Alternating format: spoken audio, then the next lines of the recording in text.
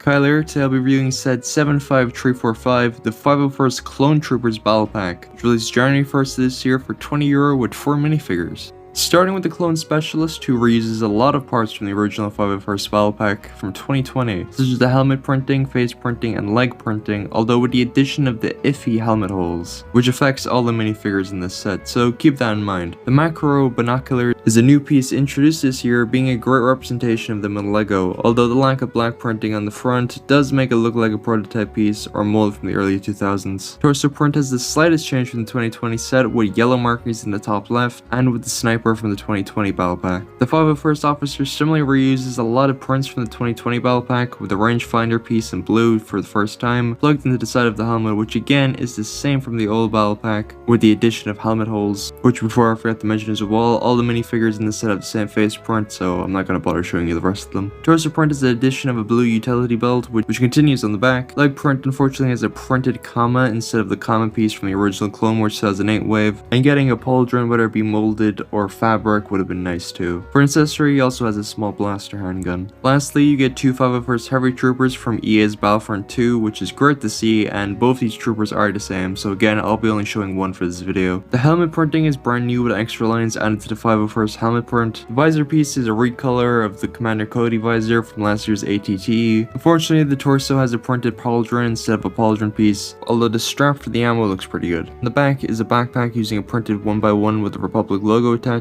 on a neck attachment, but removing this you can see the back printing with straps from the front continued. Both Heavy Troopers also have a shotgun as an accessory, which is pretty fitting. The only build of the set is the turret, which leaves much to be desired. The overall design is a little messy with a tan Technic gear piece at the bottom of the barrel of the turret. The spring-loaded shooter is a neat play feature for younger fans, even if it doesn't make sense to be this low on the build. The clear piece used at the bottom is a little unnecessary because the turret is able to stand up just fine without it, but I guess it was a safeguard just in case. The turret gun is able to be angled up and down like so, although at least for my copy of the set it sounds really creaky, which isn't great for a new set.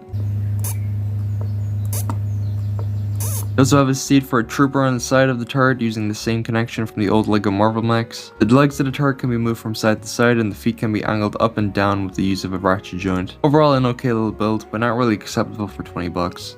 The instructions for sets ranging from 10 to 20 bucks are now really small this year, which is great for storage, although it unfortunately uses the 2022 cover style, sucking out all the fun of LEGO. At the back you have advertisements for the new TIE Bomber, Book of Boba Fett Slave 1 microfighter, and is strangely an ad for this set. There's also an ad for LEGO's Rebuild the World campaign. But to close out this review, this battle pack is excellent, although in my opinion, I'd say to only really get this set if you already have the 2020 battle pack, because it works more like an add-on and doesn't really stand that great on its own. In fact, I'd recommend just saving up the extra money to get the original 501st battle pack, since it only retired at the end of last year, so you should be able to get it for around retail. If you enjoyed today's video, make sure to subscribe and hit the bell to stay notified for my future LEGO reviews. Until next time, see ya.